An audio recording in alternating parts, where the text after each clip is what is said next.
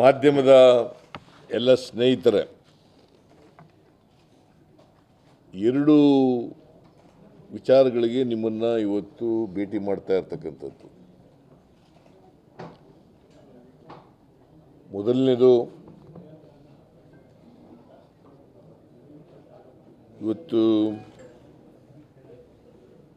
ಈ drug abuse ಇದೆಯಲ್ಲ,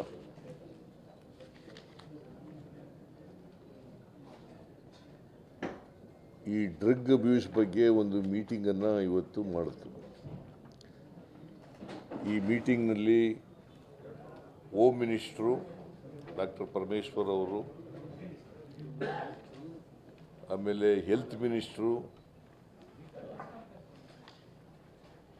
ದಿನೇಶ್ ಗುಂಡೂರಾವ್ ಅವರು, medical education minister Sharan Prakash Patil, ITBT minister Priyank Kharge ಅವರು, ನಗರಾಭಿವೃದ್ಧಿ ಸಚಿವರು ಬೈತಿ ಸುರೇಶ್ ಅವರು, ಮತ್ತು ನಮ್ಮ political secretary Nazeer Ahmed, chief secretary ಮತ್ತು ಪೊಲೀಸ್ ಇಲಾಖೆ DG,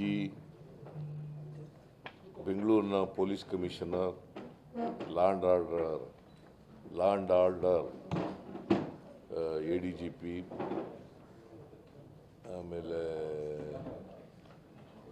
education department, social welfare department, police department, ಇವರೆಲ್ಲರೂ ಕೂಡ ಭಾಗಿಯಾಗಿದ್ದರು.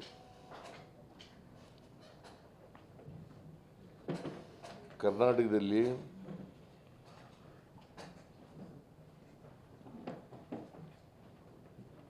ಈ ಡ್ರಗ್ ಹಾವಳಿ ಜಾಸ್ತಿ ಆಗ್ತಾ ಇರ್ತಕ್ಕಂಥದ್ದು ಸರ್ಕಾರದ ಗಮನಕ್ಕೆ ಅನೇಕ ಜನ ನನ್ನ ಮುಂದೆ ಬಂದು ಹೇಳಿದ್ದಾರೆ. ಮತ್ತು ಮಾಧ್ಯಮದಲ್ಲೂ ಕೂಡ ಅದು ಅಪಿಯರ್ ಆಗ್ತಾ ಇದೆ. ಅದಕ್ಕೆ ನಾನು ಎಲ್ಲ ಅಧಿಕಾರಿಗಳು ಮತ್ತು ಸಚಿವರ ಜೊತೆಯಲ್ಲಿ ಒಂದು ಮೀಟಿಂಗನ್ನು ಮಾಡಿದೆ. ಮೀಟಿಂಗ್ನಲ್ಲಿ ವಿಶೇಷವಾಗಿ ಬೆಂಗಳೂರಿನಲ್ಲಿ ಹೆಚ್ಚು ಡ್ರಗ್ಸ್ ಹಾವಳಿ ನಡೀತಾ ಇದೆ. ಸುಮಾರು 50% ಕೇಸಸ್ ರಿಪೋರ್ಟ್ ಆಗಿರ್ತಕ್ಕಂಥದ್ದು 50% ಬೆಂಗಳೂರು ನಗರದಲ್ಲಿ. ಅದು ಬಿಟ್ಟರೆ ಅಲ್ಲಿ 50% ಬೆಂಗಳೂರು ನಗರದಲ್ಲಿ ಇದಾಗಿದೆ. ಆಮೇಲೆ 22% ಮಂಗಳೂರಿನಲ್ಲಾಗಿದೆ. 11%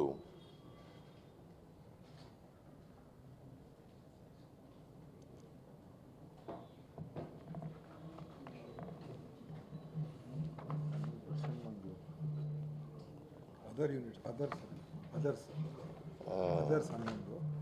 ಇವೆಲ್ಲ ಬೇರೆ ಬೇರೆ ಜಿಲ್ಲೆಗಳಲ್ಲಿ 11% ಆಗಿದೆ. ಇನ್ನು ಬಾಕಿ ಕಡೆ ಎಲ್ಲ 5%, 4%, 3%, 2% ಈ ಥರ ಎಲ್ಲ ಆಗಿದೆ. ಹೆಚ್ಚು ಬೆಂಗಳೂರು ನಗರದಲ್ಲೂ ಆಗಿದೆ. ಮಂಗಳೂರಿನಲ್ಲಿ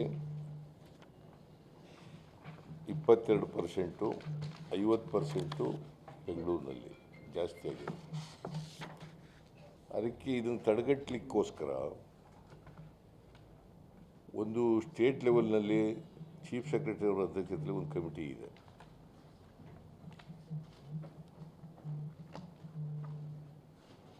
ಆಮೇಲೆ ಎಲ್ಲ ಜಿಲ್ಲಾ ಕೇಂದ್ರಗಳಲ್ಲಿ ಜಿಲ್ಲಾಧಿಕಾರಿಗಳ ಅಧ್ಯಕ್ಷತೆಯಲ್ಲಿ ಒಂದೊಂದು ಸಮಿತಿ ಇದೆ. ಅಲ್ಲಿ ಪೊಲೀಸ್ನವರು ಇರ್ತಾರೆ, ಎಜುಕೇಷನ್ ಡಿಪಾರ್ಟ್ಮೆಂಟ್ನವರು ಇರ್ತಾರೆ, ಹೆಲ್ತ್ ಡಿಪಾರ್ಟ್ಮೆಂಟ್ನವರು ಕೂಡ ಇರ್ತಾರೆ,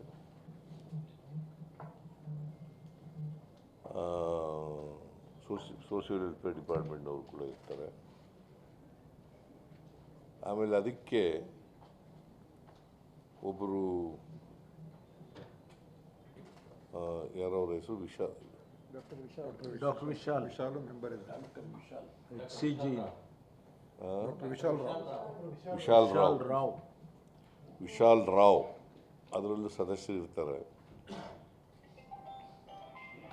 ಸ್ಟೇಟ್ ಲೆವೆಲ್ ಕಮಿಟಿನಲ್ಲಿ.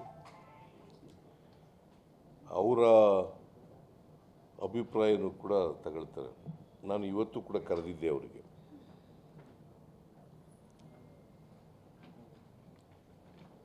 ಅವ್ರ ಪ್ರಕಾರ ಹೆಚ್ಚು ಪರಿಣಾಮಕಾರಿಯಾಗಿ ಅವೇರ್ನೆಸ್ ಆಗಬೇಕು,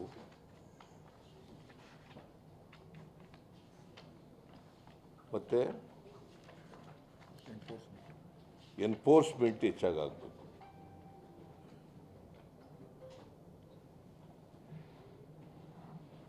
ಅವೇರ್ನೆಸ್ ಆ್ಯಂಡ್ ಎನ್ಫೋರ್ಸ್ಮೆಂಟ್ ಹೆಚ್ಚಾಗಬೇಕು ಅಂತ. ಎನ್ಫೋರ್ಸ್ಮೆಂಟು ನಡೀತಾನೇ ಇಲ್ಲ ಅಂತಲ್ಲ, ನಡೀತಾ ಇದೆ. ಹೋಮ್ ಮಿನಿಸ್ಟ್ರು ಕೂಡ ಅನೇಕ ಸಾರಿ ಹೇಳಿದ್ದಾರೆ, ನಾನು ಕೂಡ ಅನೇಕ ಸಾರಿ ಹೇಳಿದ್ದೀನಿ ಇದನ್ನು ಕಡಿಮೆ ಮಾಡಬೇಕು ಅಂತ.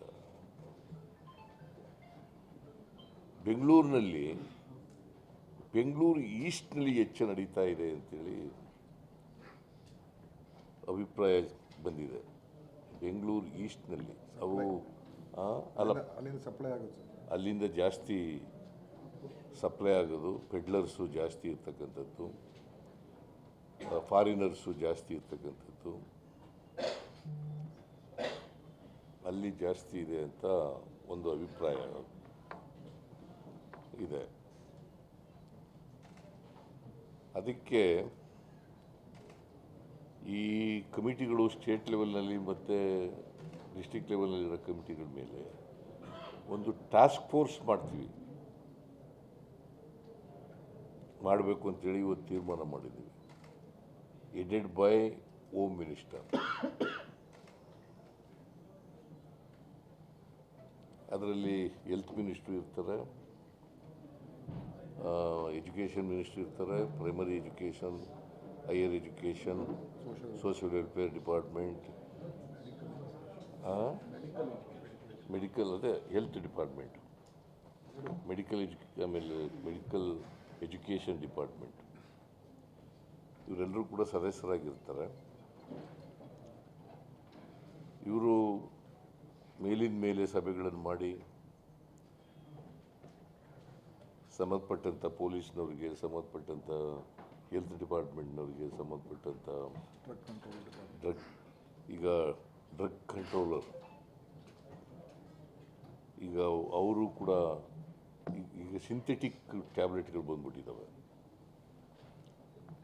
ಡ್ರಗ್ಸ್ನಲ್ಲಿ ಸಿಂಥೆಟಿಕ್ ಟ್ಯಾಬ್ಲೆಟ್ಸ್ಗಳು ಬಂದ್ಬಿಟ್ಟಿದ್ದಾವೆ. ಗಾಂಜಾ ಒಂದು ಭಾಗ, ಇದಲ್ಲದೆ ಈ ಗಾಂಜಾ ಇವೆಲ್ಲ ವಾಸನೆ ಬರ್ತವೆ, ಇದು ವಾಸನೆನೇ ಬರಲ್ಲ.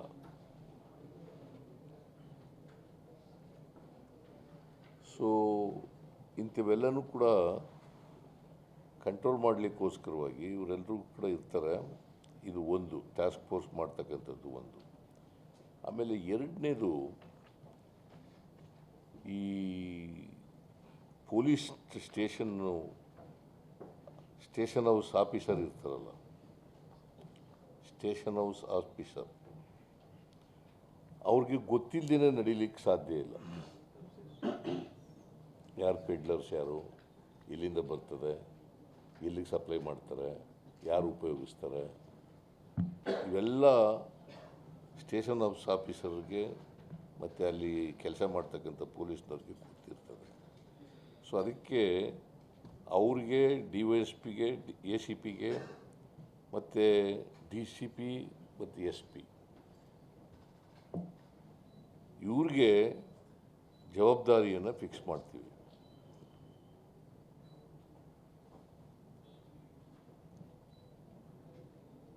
ಇದು ಒಂದು. ಎರಡನೇದು, ಈಗ ಕಾನೂನನ್ನ ಸ್ಟ್ರೆಂಥನ್ ಮಾಡಲಿಕ್ಕೆ ಏನು ಮಾಡಬೇಕು ಅಂತ ವಿಚಾರ ಮಾಡ್ತೀವಿ.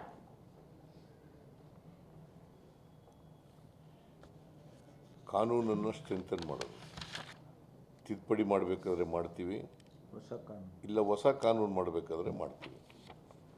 ಮತ್ತು ಬೇಯ್ಲು ಸಿಗಬಾರ್ದು, ನಾನ್ ಬೇಲಬಲ್ ಅಫೆನ್ಸ್ಗಳು ಮಾಡಬೇಕು. ಕನಿಷ್ಠ 10 ವರ್ಷ ಕನಿಷ್ಠ ಪನಿಷ್ಮೆಂಟು, ಮ್ಯಾಕ್ಸಿಮಮ್ ಲೈಫ್ ಇಂಪ್ರಿಸನ್ಮೆಂಟ್. ಎಲ್ರಿಗೂ ಅದಕ್ಕೆ ಸಪ್ಲೈ ಮಾಡೋರಿಗೆ, ಕನ್ಸ್ಯೂಮ್ ಮಾಡೋರಿಗೆ,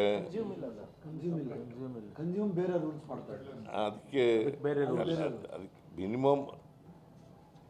minimum 10 years imprisonment and maximum life imprisonment. Peddlers ಅದಕ್ಕೆ ಅದು ಡಿಪೆಂಡಿಂಗ್ ಅಪಾನ್ ದಿ ಅಫೆನ್ಸ್.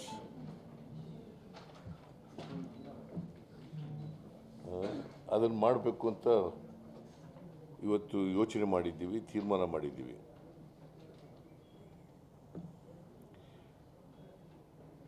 ಆಮೇಲೆ ಈ ಸ್ಟೂಡೆಂಟ್ ಪೊಲೀಸ್ ಇದೆಯಲ್ಲ, NCC,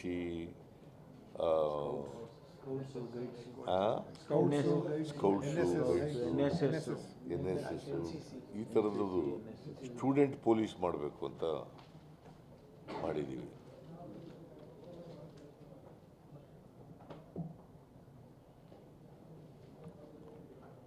ಆಮೇಲೆ ಈ ರೆಸಿಡೆನ್ಸ್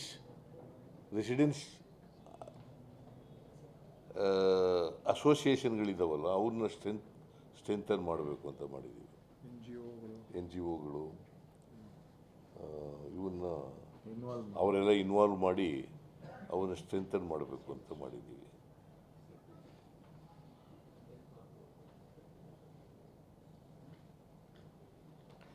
ಆಮೇಲೆ ಸ್ಪೆಷಲ್ ಕೋರ್ಟ್ ಮಾಡಲಿಕ್ಕೆ ಸ್ಪೆಷಲ್ ಕೋರ್ಟ್ಗಳು, ಆಮೇಲೆ ರಿಹ್ಯಾಬಿಟೇಷನ್ ಸೆಂಟರ್ಗಳು ಈಗಾಗಲೇ ಇದ್ದಾವೆ. ಅವನ್ನೆಲ್ಲ ಅಡಿಕ್ಷನ್ನು ರಿಹ್ಯಾಬಿಟೇಷನ್ ಸೆಂಟರ್ಗಳಿವೆಲ್ಲ ಇದ್ದಾವೆ.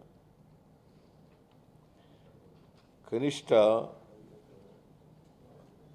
ಈ ಸ್ಟೇಟ್ ಲೆವೆಲ್ ಕಮಿಟಿಗಳಿದ್ದಾವಲ್ಲ, ಅವು ಒಂದು ತಿಂಗಳಿಗೊಮ್ಮೆ ಯಾರು ಮೀಟಿಂಗ್ ಮಾಡಬೇಕು, ಡಿಸ್ಟಿಕ್ ಲೆವೆಲ್ ಕಮಿಟಿಗಳು ಒಂದು ತಿಂಗಳಿಗೊಮ್ಮೆ ಮಾಡಬೇಕು ಅಂತೇಳಿ ಆದೇಶ ಹೊರಡಿಸ್ತೀವಿ.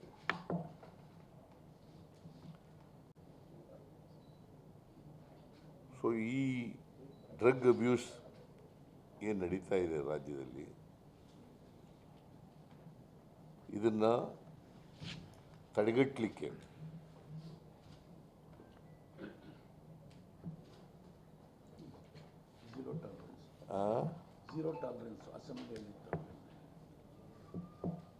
ಸೊ ಇದನ್ನು ಈಗ ತೊಡೆದಾಕ್ಲಿಕ್ಕೆ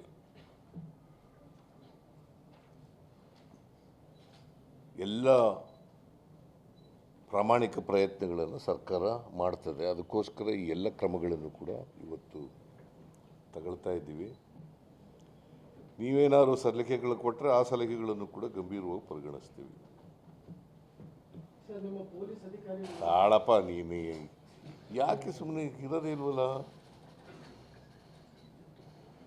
ಆಮೇಲೆ ಕೇಳು ತಾಳಪ್ಪ. ಸೊ ಇದರಿಂದ ಏನಾಗುತ್ತೆ, ಹೆಚ್ಚಾಗಿ ವಿದ್ಯಾರ್ಥಿಗಳು ಮೇಲೆ ದುಷ್ಪರಿಣಾಮ ಬೀರ್ತದೆ, ಯುವಕರ ಮೇಲೆ ಪರಿಣಾಮ ಬೀರ್ತದೆ. ಆಮೇಲೆ ಇತ್ತೀಚಿನ ವರದಿಗಳು ನಾವು ನೋಡಿದಾಗ ಕೆಲವರು ಡ್ರಗ್ಸ್ನ ಇದರಲ್ಲಿ ನಿಶೆ ಬಂದು ಕ್ರಿಮಿನಲ್ ಆಕ್ಟಿವಿಟೀಸು ಹೆಚ್ಚಾಗಿರ್ತಕ್ಕಂಥದ್ದನ್ನು ಕೂಡ ಕಾಣ್ತಾ ಇದ್ದೀವಿ. ನಿಶೆನಲ್ಲಿ ಚಾಕು ಹಾಕ್ಬಿಡೋದು, ಕಳ್ತನ ಮಾಡಿಬಿಡೋದು, ಅಥವಾ ಇನ್ಯಾವುದೋ ಕ್ರಿಮಿನಲ್ ಆಕ್ಟಿವಿಟಿ ಮಾಡೋದು, ಈ ಥರದವೆಲ್ಲ ನೋಡ್ತಾ ಇದ್ದೀವಿ.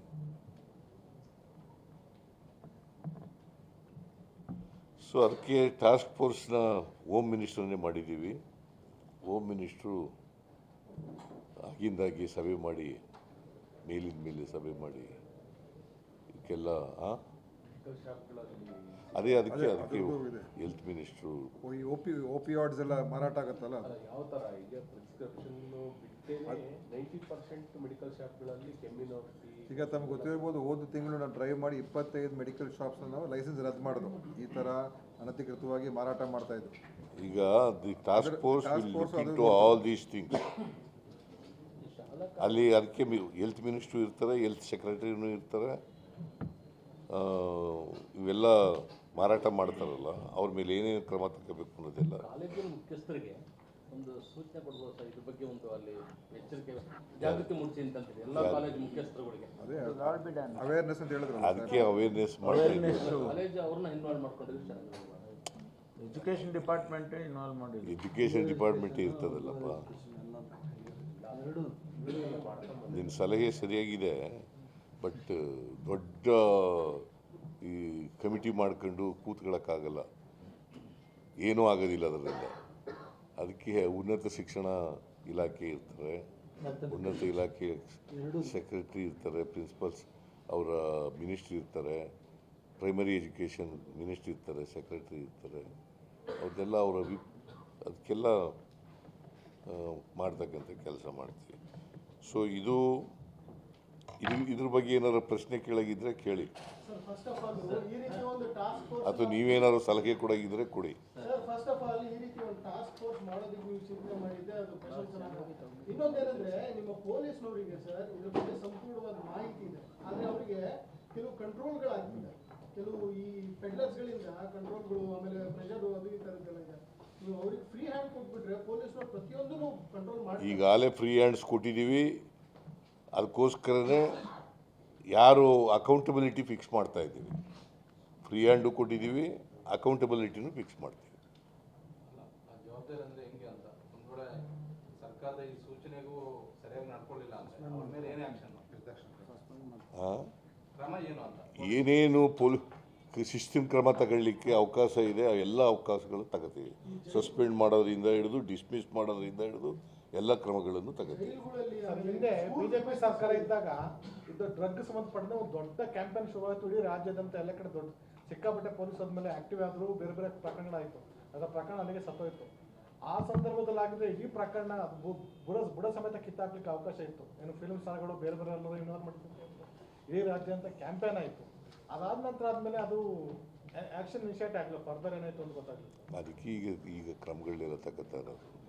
ನಿಜ ಮಾಡಬೇಕಾ. ಅವತ್ತು 2023 ಮಾರ್ಚ್ನಲ್ಲಿ ಅವರು ಕ್ರಮಗಳು ತಗೊಂಡಿದ್ದರು. ಆ ಕ್ರಮಗಳು ಮುಂದುವರಿಯಲಿಲ್ಲ. ಅದಕ್ಕೆ ಈಗ ನಾವು state level committee, district level ಕಮಿಟಿಗಳೆಲ್ಲ ಇದ್ದರೂ ಕೂಡ ಇದು ಹೆಚ್ಚಾಗತ್ತಲೇ ಇದೆ. ಅವ್ರ ಕಾಲದಲ್ಲಿ ನಿಲ್ಲಿಸ್ಬಿಟ್ಟಿದ್ರು ಅಂತ ಅಲ್ಲ, ಪೊಲಿಟಿಕಲ್ ಪ್ರೆಷರ್ ಕಾರಣಕ್ಕೋಸ್ಕರ ಆ ಟೈಮಲ್ಲಿ ಸ್ಟಾಪ್ ಆಗಿತ್ತು ಅಂತ ಒಂದು ಆರೋಪ ಇತ್ತು ಸರ್. ಇಲ್ಲೇ ನಾವು ನಿಲ್ಲಿಸೇ ಇಲ್ಲ, ಅದನ್ನು ಮಾಡುತ್ತಲೇ ಇದ್ದೀವಿ. ಬಟ್ ಆದರೂ ಈಗ ಏನಾಗುತ್ತೆ, ನಾವು ಚಾಪೆ ಕೆಳಗಡೆ ನುಗ್ಗಿದ್ರೆ ಅವರು ರಂಗೋಲಿ ಕೆಳಗಡೆನೆ ನುಗ್ಗಕ್ಕೆ ಶುರು ಮಾಡ್ತಾರೆ.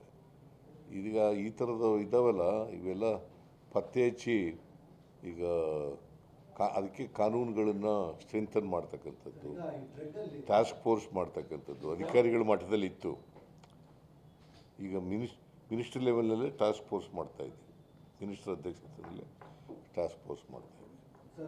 ಸೊ ಒಟ್ಟಾರೆಯಾಗಿ ಇದು ನಾನು ಇಲ್ಲ ಅಂತ ಹೇಳಕ್ಕೆ ಹೋಗೋದಿಲ್ಲ, ಇದೆ. ಅದಕ್ಕೋಸ್ಕರನೇ ಕಂಟ್ರೋಲ್ ಮಾಡಬೇಕು, ಅದಕ್ಕೋಸ್ಕರನೇ ಎರಾಡಿಕೇಟ್ ಮಾಡಲಿಕ್ಕೆ ಪ್ರಯತ್ನ ಮಾಡಬೇಕು.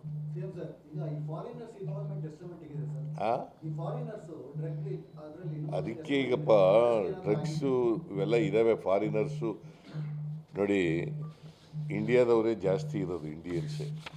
ನಿಮಗೆ ನೋಡಿ ಹೇಳ್ತೀನಿ ಅಂತಂದರೆ 2021ರಲ್ಲಿ 7,571 ಜನ ಇಂಡಿಯನ್ಸು, 190 ಜನ ಫಾರಿನರ್ಸು. ಅರೆಸ್ಟ್ ಆಗಿರೋದು, ಅವ್ರ ಮೇಲೆ ಕೇಸ್ ಹಾಕಿರೋದು, ದಾಖಲಾಗಿರೋದು, ಅರೆಸ್ಟೆಡ್. ಡೀಟೇಲ್ಸ್ ಆಫ್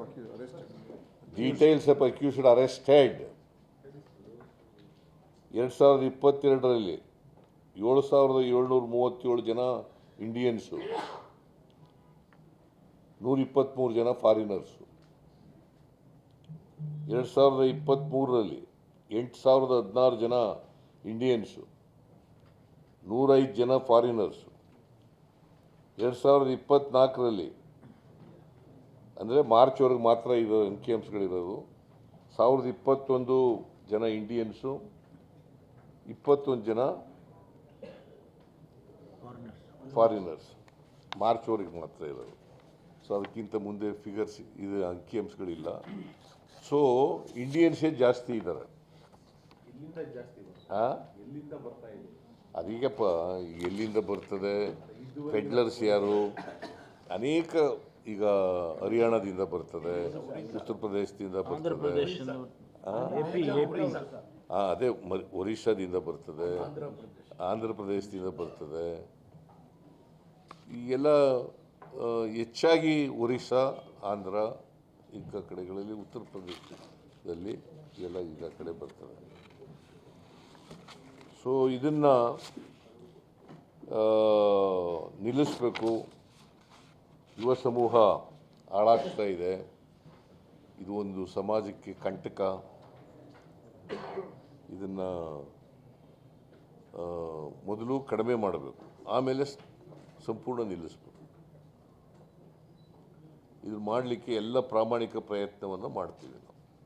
ಇದ್ರ ಬಗ್ಗೆ ಯಾರೂ ಕೂಡ ಸಂಶಯ ಇಟ್ಕೋಬೇಕಾದಂಥ ಅಗತ್ಯ ಇಲ್ಲ.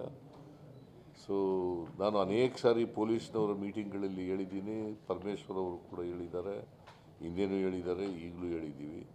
ಬಟ್ ಆದರೂ ಕೂಡ ಅದು ಇನ್ನೂ ಹೆಚ್ಚಾಗುತ್ತಲೇ ಇದೆ ಅಂತಕ್ಕಂಥದ್ದು ಭಾಳ ಕಳವಳಕಾರಿಯಾದಂಥ ವಿಚಾರ. ಇದು ಒಂದು ಸಾಮಾಜಿಕ ರೋಗ ಆದ ಪಿಡುಗಾದದ್ರಿಂದ ಇದನ್ನು ಕಡಿಮೆ ಮಾಡ್ತಕ್ಕಂಥ ಪ್ರಯತ್ನವನ್ನು ಮಾಡ್ತಾಯಿದೆ. ಸೊ ಇನ್ನೊಂದು ಎರಡನೇ ವಿಚಾರ ಹೇಳ, ಇವ್ರಿಗೆ ಹಿನ್ನಡೆ ಆಗಿದೆ ಇಲ್ವಾ? ಅದೇನು ಅದನ್ನು ಒಪ್ಕೊಳ್ಳಿ ಅಷ್ಟೇ. ಗೌರ್ಮೆಂಟ್ ಫಾರ್ಮ್ ಮಾಡಿಲ್ಲ, ಮಾಡಕ್ಕೆ ನಮ್ಮದು 100 ತಲುಪಿದ್ದೀವಿ ನಾವು ಅಲ್ವಾ. ಇನ್ನು ಸ್ವಲ್ಪ ದಿನಗಳಲ್ಲೇ ಸರ್ಕಾರ ಮಾಡ್ತೀವಿ ನಾವು. ಅವರು 5 ವರ್ಷ ಪೂರೈಸಲ್ಲ ರಾಹುಲ್ ಗಾಂಧಿ, ನರೇಂದ್ರ ಮೋದಿಯವರು.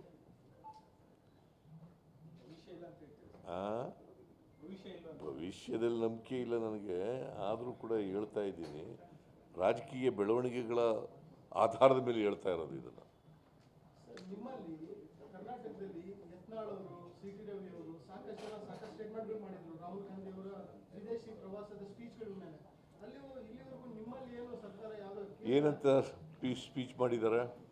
ಸಾಕಷ್ಟು ಯತ್ನಾಳ್ ಅವರು ಟ್ವೀಟ್ ಕೊಟ್ಟರು, ಅವರ ಕುಟುಂಬದ ಬಗ್ಗೆ ಯತ್ನಾಳ್ ಅವರು ಬಿ ಜೆ ಪಿಯವರು ಇಟ್ಕೊಂಡಿರೋದು ಅವನ್ನೆಲ್ಲ ಇಷ್ಟೆಲ್ಲ ಇಂಡಿಸಿಪ್ಲಿನ್ ಮಾಡಿದ್ರು ಕೂಡ ಯಾಕೆ ಅವ್ರ ಮೇಲೆ ಏನು ಕ್ರಮ ತಗೊಳ್ಳದೆ ಇಟ್ಕೊಂಡಿದ್ದಾರೆ ಅಂತಂದರೆ, ಅವ್ರನ್ನ ಬೊಗಳಿಸೋಕ್ಕೆ ಇಟ್ಕೊಂಡಿರೋದು ನಮಗೆ.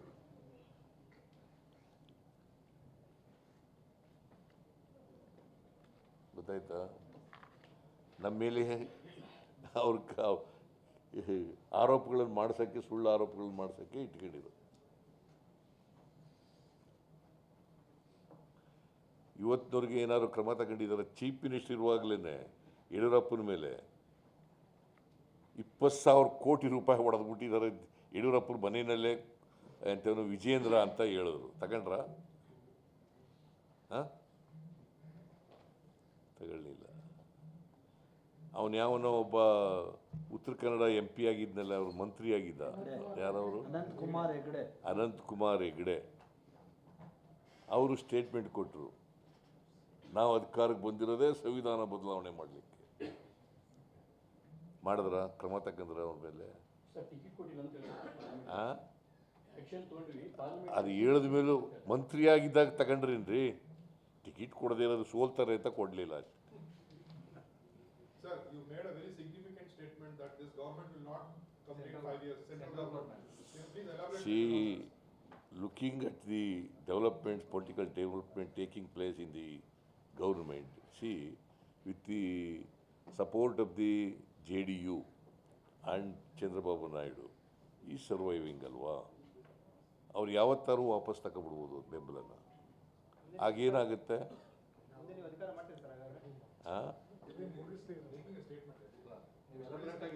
ಅದಕ್ಕೆ ಅದಕ್ಕೆ ನಾನು ಸುಮ್ಮನೆ ಪೊಲಿಟಿಕಲ್ ಡೆವಲಪ್ಮೆಂಟ್ಸ್ ಅಂತ ಹೇಳಿದ್ದೀನಿ, ರಾಜಕೀಯ ಬೆಳವಣಿಗೆಗಳ ಆಧಾರದ ಮೇಲೆ ಹೇಳ್ತಾ ಇದ್ದೀನಿ ಹೊರತು ಆಗ್ಬೋದು ಆಗದೇ ಇರ್ಬೋದು. ಗೊತ್ತಾಯ್ತಾ? ನಮಗಿರ್ತಕ್ಕಂಥ ಇನ್ಫಾರ್ಮೇಷನ್ ಪ್ರಕಾರ ರಾಜಕೀಯ ಬೆಳವಣಿಗೆಗಳ ಆಧಾರದ ಮೇಲೆ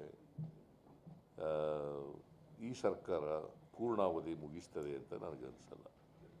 ಈಗ ನಮ್ಮ ಸರ್ಕಾರನೂ ನಾಳೆಗೆ ಬಿದ್ದೋಯ್ತದೆ, ನಾಳಿದ್ದೇ ಬಿದ್ದೋಯ್ತದೆ ಅಂತ. ನಾವು 136 ಜನ ಗೆದ್ದಿದ್ದೀವಿ, ಬಿದ್ದೋಯ್ತದೆ.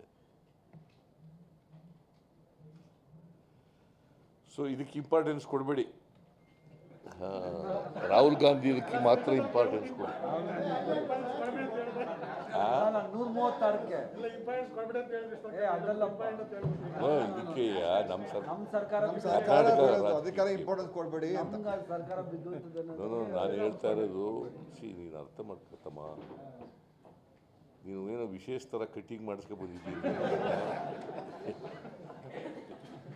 ವಿಶೇಷ ನೀವು ಕೊಡಬೇಡಿ.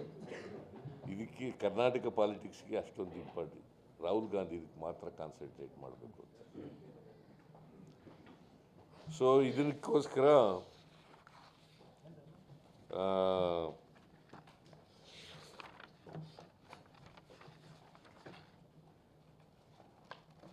ಈಗ ಮುನಿರತ್ನ ಪ್ರಕರಣ ಸಂಬಂಧಪಟ್ಟಂತೆ ಯಾರು ಮುನಿರತ್ನ ಪ್ರಕರಣ ಸಂಬಂಧಪಟ್ಟಂತೆ ವಿಶೇಷ ತನಿಖಾ ದಳ ಮಾಡಿ ಅಥವಾ SIT ಮಾಡಿ ಅಂತ ಡಿಮ್ಯಾಂಡ್ ಇದೆ ಸರ್ ಶಾಸಕರು. ಯಾರು ಒಕ್ಕಲಿಗ ಶಾಸಕರು ತಮ್ಮ ಮನವಿ ಕೊಟ್ಟಿದ್ರು ಮೊನ್ನೆ. ಹಾಂ, ಈಗ ನಾಳೆ ಮತ್ತೆ ಸಭೆ ಮಾಡ್ತಾ ಇದ್ದಾರೆ. ಅದಕ್ಕೇನು ಸ್ಪೆಷಲ್ ಇನ್ವೆಸ್ಟಿಗೇಷನ್ ಟೀಮ್ ಮಾಡಿ ಡಿಮ್ಯಾಂಡ್ ಇದೆ ಸರ್. ಗೊತ್ತಿಲ್ಲ. ಬಂದು ಭೇಟಿ ಹೋಗಿದ್ರು, ನನ್ನನ್ನು ಭೇಟಿ ಮಾಡಿದರು. ಅವರೆಲ್ಲ ಇನ್ನೊಂದು ಬಂದು ಭೇಟಿ ಮಾಡ್ತೀವಿ ಅಂತ ಹೇಳಿದ್ದಾರೆ. ಇನ್ನೊಂದು ಸರಿ ಬಂದು ಭೇಟಿ ಮಾಡ್ತೀವಿ. ಡಿಮ್ಯಾಂಡ್ ಏನು ಮಾಡಿದ್ರು ಸರ್? ಹಾಂ, ತಮ್ಮ ಡಿಮ್ಯಾಂಡ್ ಏನು ಮಾಡಿದ್ರು ಸರ್? ನೀವು ಗೌರ್ಮೆಂಟು ಈ ಥರ ಎಲ್ಲ ಒಕ್ಕಲಿಗರ ಮೇಲೆ, ಸೆಡ್ಯೂಲ್ ಕಾಸ್ಟ್ ಮೇಲೆ ಅನಗತ್ಯ ಸ್ಟೇಟ್ಮೆಂಟ್ಗಳು ಕೊಟ್ಟಿದ್ದಾರೆ, ಹೀನಾಯವಾಗಿ ಮಾತಾಡಿದ್ದಾರೆ, ಕೆಟ್ಟ ಭಾಷೆ, ಕೆಟ್ಟ ಪದಗಳನ್ನು ಬಳಸಿದ್ದಾರೆ, ಹೆಣ್ಮಕ್ಳ ಮೇಲೆ ಅಟ್ರಾಸಿಟಿ ಕೇಸ್ ಮಾಡಿ, ಅಟ್ರಾಸಿಟಿ ಕೇಸ್ನಲ್ಲಿ ಅದು ಅಟ್ರಾಕ್ಟ್ ಆಗೋಂಥ ಪದಗಳನ್ನು ಬಳಸಿದ್ದಾರೆ. ಸೊ ಅದಕ್ಕೆ ನೀವು ಸರ್ಕಾರ ಕಠಿಣವಾದಂಥ ಕ್ರಮ ತಗೋಬೇಕು ಅಂತ ಒತ್ತಾಯ ಮಾಡಿದ್ದಾರೆ.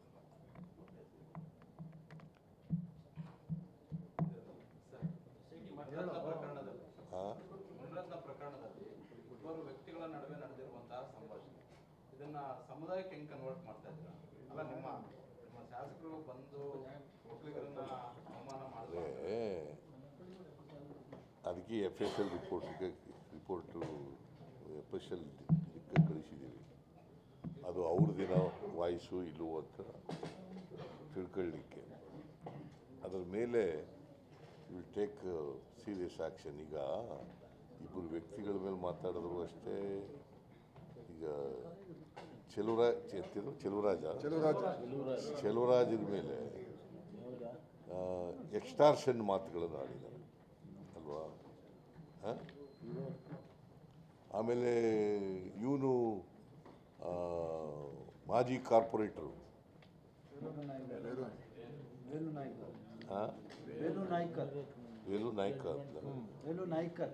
ವೇಲು ನಾಯ್ಕರ್ ಅವ್ರ ಮೇಲೆ ಮಾತಾಡಿದ್ದಾರೆ. ಸೊ ಅದ್ರ ಮೇಲೆ ಕಂಪ್ಲೇಂಟ್ ಕೊಟ್ಟಿದ್ದಾರೆ. ಅವನು ಕಂಪ್ಲೇಂಟ್ ಕೊಟ್ಟಿದ್ದಾನೆ, ಚೆಲುವರಾಜು ಕಂಪ್ಲೇಂಟ್ ಕೊಟ್ಟಿದ್ದಾನೆ. ಅದ್ರ ಮೇಲೆ ಕಂಪ್ಲೇಂಟ್ ರಿಜಿಸ್ಟರ್ ಮಾಡ್ಕೊಂಡಿದ್ದಾರೆ. ಪೊಲೀಸ್ನವರು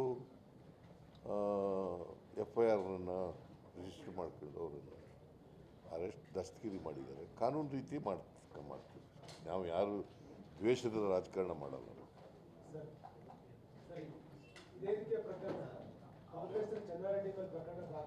ಏನು ಚೆನ್ನಾರೆಡ್ಡಿ ಕೇಸ್ ಏನು ಹೇಳು? ಏನು ಚೆನ್ನಾರೆಡ್ಡಿ ಕೇಸ್ ಏನು ಹೇಳಪ್ಪ? ಚೆನ್ನಾರೆಡ್ಡಿ ಕೇಸ್ ಏನು ರೀ? ಡೆತ್ ನೋಟ್ ಬರೆದಿದ್ದಾರೆ ಅವರು. PSI ಏನಾದ್ರು ಡೆತ್ ನೋಟ್ ಬರೆದಿದ್ದಾರೇನ್ರಿ?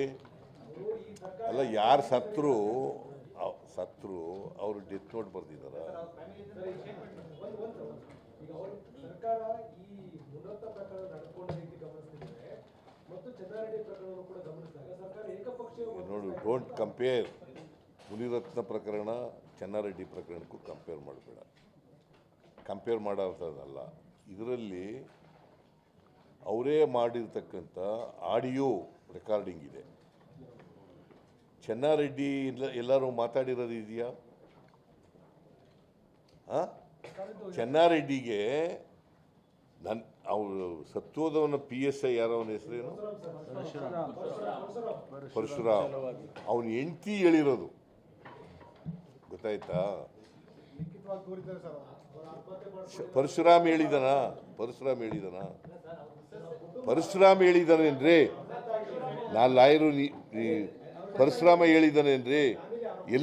ಎಲ್ಲರೂ ಪರಶುರಾಮ ಇವನು ಚೆನ್ನಾರೆಡ್ಡಿ ಮೇಲೆ ಆರೋಪ ಮಾಡಿದಾನ. ಅದರಿಂದ ಅದಕ್ಕೂ ಇದಕ್ಕೂ ಸಂಬಂಧ ಇಲ್ಲ.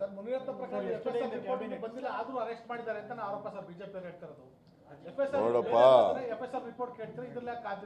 ಕೇಳಿಲ್ಲಿ, ಪೊಲೀಸ್ನವರು ಅವರ ವಿವೇಚನೆ ಮೇಲೆ ಮಾಡಿರ್ತಕ್ಕಂಥದ್ದು. ಕೋರ್ಟಿಗೆ ಪ್ರೊಡ್ಯೂಸ್ ಮಾಡಿದ್ದಾರೆ, ಮ್ಯಾಜಿಸ್ಟ್ರೇಟ್ ಮುಂದೆ ಪ್ರೊಡ್ಯೂಸ್ ಮಾಡಿದ್ದಾರೆ. ಮ್ಯಾಜಿಸ್ಟ್ರೇಟ್ ಅವ್ರನ್ನ 14 ದಿನ ಜುಡಿಷಿಯಲ್ ಕಸ್ಟಡಿ ಕಳಿಸಿದ್ದಾರೆ. ಅಂದರೆ ನಾನು ಮಾಡಿದ್ದೀನಾ? ನಮ್ಮ ಸರ್ಕಾರ ಮಾಡಿದ್ಯಾ? ಇಲ್ಲ, ನಮ್ಮ ಗಮನಕ್ಕೆ ಬಂದಿರೋದು ಬೇರೆ ವಿಚಾರ. ಬಟ್ ಪೊಲೀಸ್ನವರಿಗೆ ಕಾನೂನು ರೀತಿ ಮಾಡಿ ಅಂತ ಹೇಳಿದ್ರು.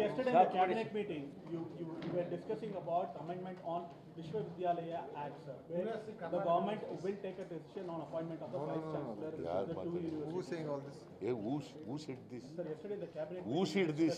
Were you in the cabinet? Then who told you? Who told you? ಯಾರು ಬ್ರೀಫ್ ಮಾಡಿದದು? ಇಲ್ಲ, ಅವ್ರನ್ನೇ ಕೇಳಿ ಆಗೋದು. Please ask him. ನನಗೆ ಗೊತ್ತು, ನಾನು ಕ್ಯಾಬಿನೆಟ್ ಬ್ರೀಫ್ ಮಾಡಿದ್ದು, ಪ್ರೆಸ್ನವ್ರನ್ನ ಭೇಟಿ ಮಾಡಿದ್ದು ನಾನು ಹೇಳಿಲ್ಲ. ಅದು ಚರ್ಚೆನೂ ಆಗಿದೆ. ಯಾವುದು? ಯಾವ ಅಜೆಂಡಾ ಇತ್ತು? ಎಲ್ಲಿದೆ ಅಜೆಂಡಾ? ಅಜೆಂಡಾ ಮಾಡ್ತೀರಾ ನೀವೇ ಹೇಳ್ತೀರಾ? ನೀವೇ ಎಲ್ಲ ಸೃಷ್ಟಿ ಮಾಡಿ ಹೇಳ್ಬಿಡ್ತೀರಲ್ಲ. ಅಜೆಂಡಾದಲ್ಲಿ ಏನಯ್ಯ ಇತ್ತು? ಏನಪ್ಪ ಇತ್ತು ನೋಡ, ನೀನು ನನಗೆ ಐ ವಾಂಟ್ ಟು ನೋ. ನನಗೆ ಗೊತ್ತಿಲ್ಲ. Rahul Gandhi issue Rahul Gandhi issue no English, only Kannada. This is Karnataka. I hope that you know both Kannada and English. Please translate my Kannada statement into English. Okay. Thank you. Hey, madappa nijanavaga nodu. Also made a statement about waiters. Rahul Gandhi ಅವರ ಮೇಲೆ ಬಿಜೆಪಿಯವರು ಗದಾಪ್ರಹಾರವನ್ನು ನಡೆಸ್ತಾ ಇದ್ದಾರೆ.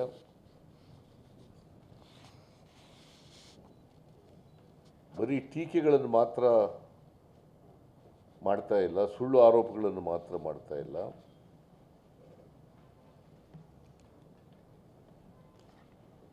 ಕೊಲೆ ಬೆದರಿಕೆ ಅಂತ ಗಂಭೀರ ಆರೋಪಗಳನ್ನು ಮಾಡ್ತಾ ಇದ್ದಾರೆ.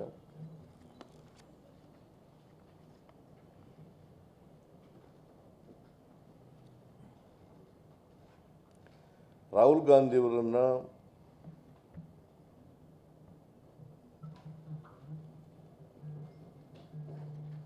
ಅವರಿಗೆ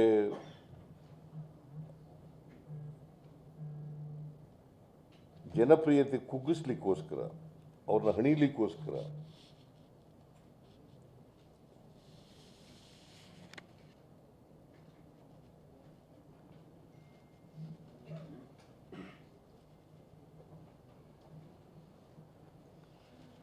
ರಾಹುಲ್ ಗಾಂಧಿಯವರು ಇಂಥ ಆರೋಪಗಳಿಗೆ, ಗೊಡ್ಡು ಬೆದರಿಕೆಗಳಿಗೆ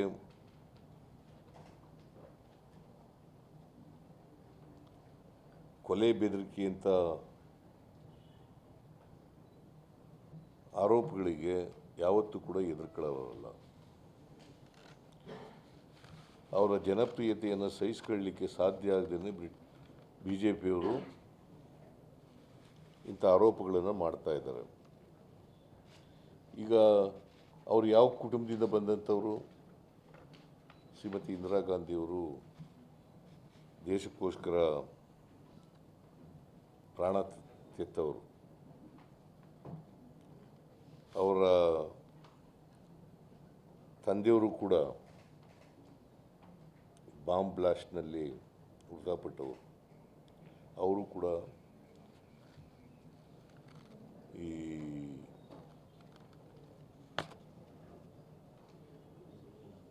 ದೇಶಕ್ಕೋಸ್ಕರ ಪ್ರಾಣತ್ಯಾಗ ಮಾಡಿದಂಥವ್ರು.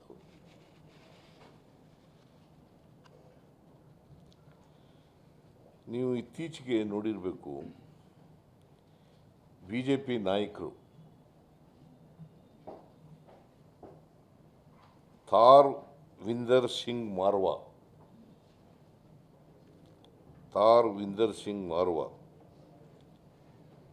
ಈ ತಿಂಗಳ 11ನೇ ತಾರೀಕು ಒಂದು ಸ್ಟೇಟ್ಮೆಂಟ್ ಕೊಟ್ಟಿದ್ದಾರೆ. ಈ ತಿಂಗಳು 11ನೇ ತಾರೀಕು ನೇರವಾಗಿ ರಾಹುಲ್ ಗಾಂಧಿ ಅವರಿಗೆ ಬೆದರಿಕೆ ಒಡ್ಡಿದ್ದಾರೆ. ಏನಂತ ಹೇಳಿದ್ದಾರೆ ಅಂತಂದರೆ, ನೀವು ಸರಿಯಾಗಿ ನಡ್ಕೊಳ್ಳದೇ ಇದ್ದರೆ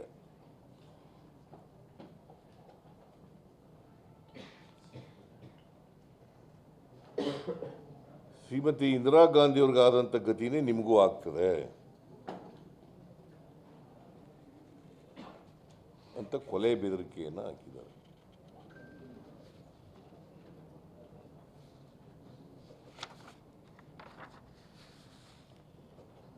ಆಮೇಲೆ ರೈಲ್ವೆ ಖಾತೆಯ ರಾಜ್ಯ ಸಚಿವರು,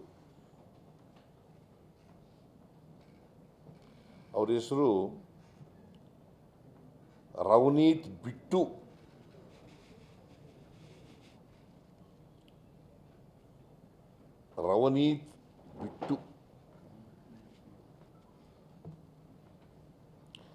ಅವರು ರಾಹುಲ್ ಗಾಂಧಿ ಅವರಿಗೆ ಏನಂತ ಕರೆದಿದ್ದಾರೆ ಅಂತಂದರೆ, ನೀವು ಒಬ್ಬರು ಭಯೋತ್ಪಾದಕ,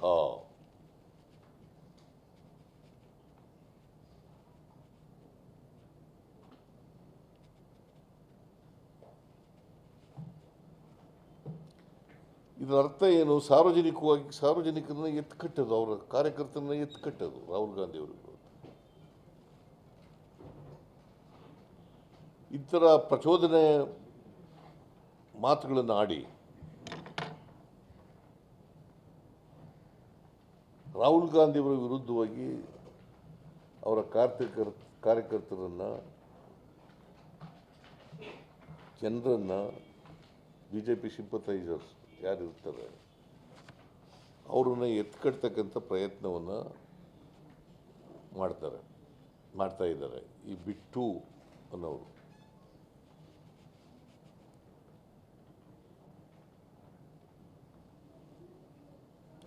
ಆಮೇಲೆ ಈ ತಿಂಗಳ 16ರಂದು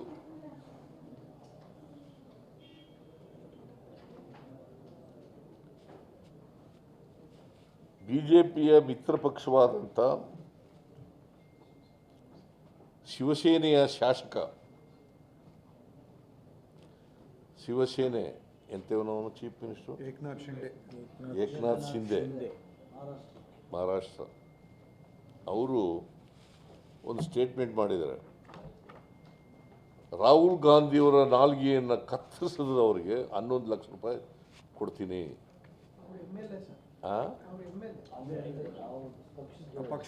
ಪಕ್ಷದವರಯ್ಯ, ಶಾಸಕರು, ಶಿವಸೇನೆ, ಏಕನಾಥ್ ಶಿಂದೆ ಶಿವಸೇನೆ ಇದೆಯಲ್ಲ, ಏಕನಾಥ್ ಶಿಂದೆ ಶಿವಸೇನೆ ಸ್ಪೆಸಿಫಿಕ್ ಬರೀರಿ. ಆಮೇಲೆ ಇನ್ಯಾರ್ದು ಬರ್ಬಿಟ್ಟು ಶಿವಸೇನೆ ಅಂತ ಜನರೆಲ್ಲ ಬರ್ದಿಟ್ಬಿಟ್ಟಿದೆ. Eknath Shinde Shiv Sena, Sanjay Gaikwad, mister Sanjay Gaikwad, a legislator, ಅವರು ಹೇಳಿದ್ದಾರೆ ರಾಹುಲ್ ಗಾಂಧಿಯವರ ನಾಲ್ಗೆಯನ್ನು ಕತ್ತರಿಸಿದ್ರೆ 11 ಲಕ್ಷ ಬಹುಮಾನ ಕೊಡ್ತೀನಿ ಅಂತ ಹೇಳಿದ್ದಾರೆ.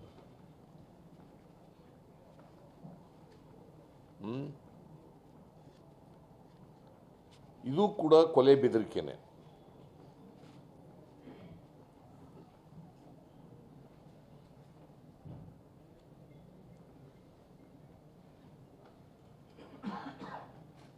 ನಾನು ಈ ಕೂಡಲೇ ಈ ದುಷ್ಟ ಎಂಥದ್ದು ಸಂಜಯ್ ಗಾಯಕ್ವಾಡ್ ಇದ್ದಾರಲ್ಲ ಇವ್ರ ಮೇಲೆ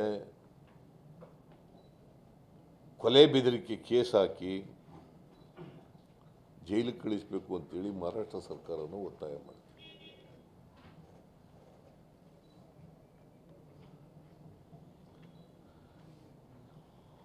ಆಮೇಲೆ ಉತ್ತರ ಪ್ರದೇಶದ BJP ಸರ್ಕಾರದ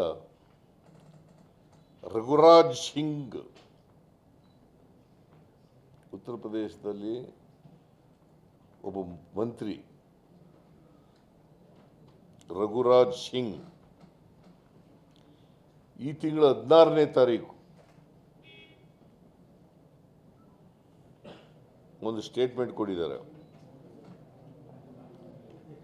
ರಾಹುಲ್ ಗಾಂಧಿಯವರು ಈ ದೇಶದ ನಂಬರ್ 1 ಭಯೋತ್ಪಾದಕ.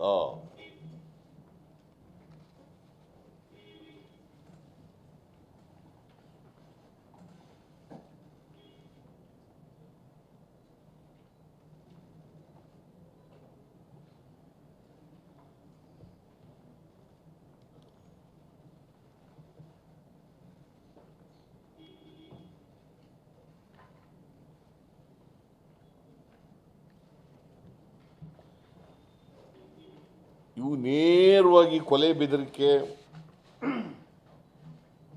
ರಾಹುಲ್ ಗಾಂಧಿಯವರ ವಿರುದ್ಧ ಆಗಿದ್ದರೂ ಕೂಡ ಇವತ್ತಿನವರಿಗೆ ಅವರ ಪಕ್ಷ ಆಗಲಿ ಸರ್ಕಾರ ಆಗಲಿ ಪೊಲೀಸ್ನವರಾಗಲಿ ಏನು ಕ್ರಮ ತಗೊಂಡಿಲ್ಲ.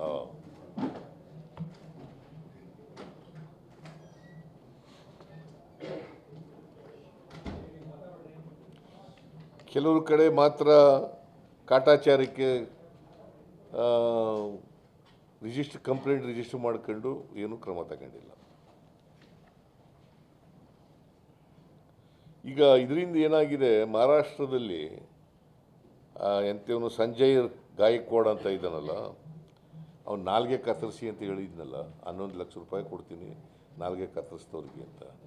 ಅವನು ಏನು ಹೇಳಿದ್ದಾನೆ ಅಂತಂದರೆ, ಈ ನಮ್ಮ ಪಾರ್ಟಿಯವರು ಪ್ರತಿಭಟನೆ ಮಾಡಿದ್ದಾರೆ ಅಲ್ಲಿ, ಕಾಂಗ್ರೆಸ್ನವರು.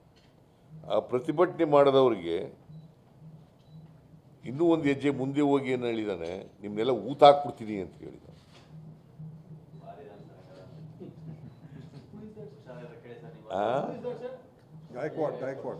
ಸಂಜಯ್ ಗಾಯಕ್ವಾಡ್,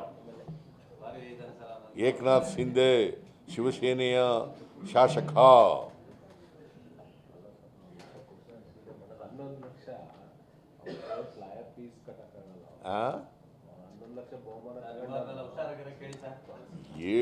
ಈಗ ಹೇಳಿರೋದು ನೀವು ಓದಿದ್ದೀರಿ, ನಾನು ಓದಿದ್ದೀನಿ, ಈ ದೇಶದ ಜನ ಓದಿದ್ದಾರೆ ಅಲ್ವಾ? ಈ ಥರ ಹೇಳ್ಬೋದಾ ಒಬ್ಬ ಶಾಸಕನಾಗಿ? ಅದು ಬೇರೆ ವಿಚಾರ.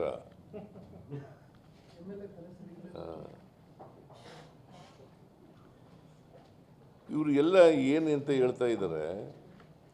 ಒಬ್ಬರು ಭಯೋತ್ಪಾದಕನ ಮಾಡ್ತಾ ಇದ್ದಾರೆ, ಒಬ್ಬರು ನಾಲ್ಗೆ ಕತ್ತರಿಸ್ತೀನಿ ಅಂತ ಹೇಳಿದ್ದಾರೆ. ಇನ್ನು ಕೆಲವರು ನಿಮ್ಮ ಇಂದಿರಾ ಗಾಂಧಿಗೆ ಗತಿನೇ ನಿನಗೂ ಆಯ್ತದೆ ಅಂತ ಹೇಳಿದ್ದಾರೆ. So that means to say, ಇವರು ರಾಹುಲ್ ಗಾಂಧಿಯವರನ್ನು ರಾಜಕೀಯವಾಗಿ ಮುಗಿಸ್ಲಿಕ್ಕೋಸ್ಕರವಾಗಿ BJPಯವರು ಮಾಡ್ತಾ ಇರ್ತಕ್ಕಂಥ ಒಂದು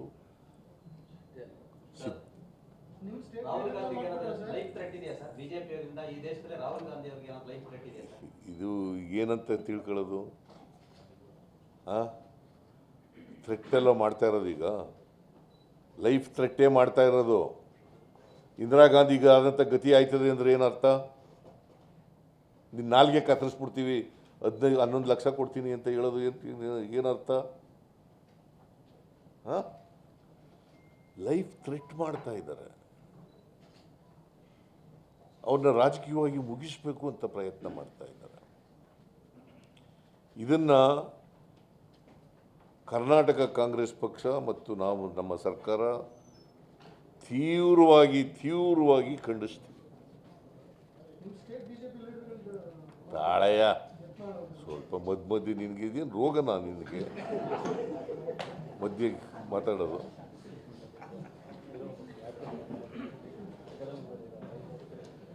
ನೋಡಪ್ಪ, ನಾನು ಗಂಭೀರವಾದಂಥ ವಿಚಾರಗಳನ್ನು ಹೇಳ್ತಾ ಇದ್ದೀನಿ. Serious issue. ನಾನು ಕೂಡ ನೀವೆಲ್ಲರೂ ಗಂಭೀರವಾಗಿ ಯೋಚನೆ ಮಾಡ್ತೀರಿ ಅಂತ ಅಂದ್ಕೊಂಡಿದ್ದೀನಿ. ಸೊ ಇದು it is not A small matter. It's not A small matter. ಈಗ ನನಗೆ ಪ್ರಾಣ ಭಯ ಉಂಟು ಮಾಡೋದು ಇದೆಯಲ್ಲ, it's not A small matter. ಏನು ನೀವು ಏನು ಪ್ರಶ್ನೆ? ಎಲ್ಲರ ವಿರುದ್ಧ ಎಷ್ಟು ಪ್ರಕರಣಗಳಿಂದ ದಾಖಲಿಸಿ ಏನು ಯುವ ಬೆದರಿಕೆ ಅಲ್ಲ, ನಾನು ಅದನ್ನು ಇನ್ಫಾರ್ಮೇಷನ್ ಕೊಡ್ತೀನಿ. ಪ್ರಧಾನಿ ಮತ್ತು ಹೋಮ್ ಸೆಕ್ರೆಟರಿ ಎಲ್ಲೆಲ್ಲಿ ಮಾಡಿದ್ದಾರೆ, ಕಾನೂನು ಕ್ರಮಕ್ಕೆ ಆಗ್ರಹಿಸಿ ತೋರಿಕೆಗೋಸ್ಕರ ಕೆಲವು ಕಡೆ ಮಾಡ್ಕೊಂಡಿದ್ದಾರೆ, ಬಟ್ ಏನೂ ಕ್ರಮ ತಗೊಂಡಿಲ್ಲ.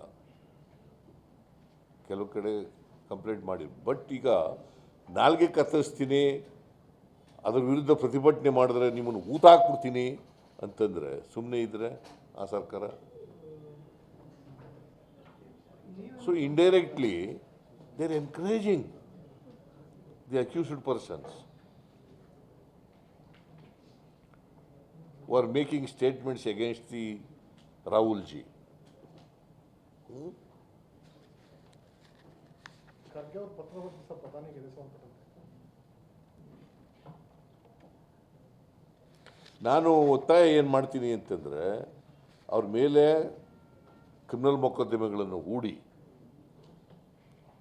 ಕೂಡಲೇ ಅವ್ರ ಮೇಲೆ ಕಠಿಣವಾದಂಥ ಕ್ರಮ ತಗೋಬೇಕು ಅಂತೇಳಿ ಒತ್ತಾಯ ಮಾಡ್ತೀನಿ. ಮತ್ತು ಇದನ್ನು ಇನ್ನು ಮುಂದೆ ರಾಹುಲ್ ಗಾಂಧಿಯವರನ್ನು ಮುಗಿಸ್ತೀವಿ ಅಂತ ಏನಾದರೂ ಬಿ ಜೆ ಪಿಯವರು ಅಂದ್ಕೊಂಡಿದ್ದಾರೆ ರಾಜಕೀಯವಾಗಿ, ಅದು ಅವರ ಮೂರ್ಖತನ.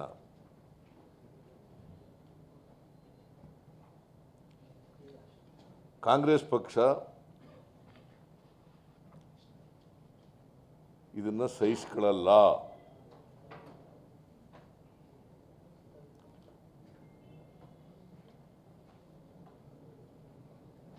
ಯಾಕಂತಂದರೆ ರಾಹುಲ್ ಗಾಂಧಿಯವರು ಕಳೆದ ಲೋಕಸಭಾ ಚುನಾವಣೆಯಲ್ಲಿ ಬಿ ಜೆ ಪಿಯವರಿಗೆ ಹಿನ್ನಡೆ ಆಯಿತು ಅಲ್ವಾ? ಹಿನ್ನಡೆ ಆಯ್ತಾ ಇಲ್ವಾ? ಅದನ್ನು ಒಪ್ಕೋತೀರಲ್ವಾ? ಸರ್ಕಾರ ರಚನೆ ಮಾಡಿದಾರಲ್ಲ ಸರ್, ನಮಗೂ ಹಿನ್ನಡೆ ಆಗಿದೆ, ಬೇರೆ ಪ್ರಶ್ನೆ. ಅಲ್ಲ, ಬಿ ಜೆ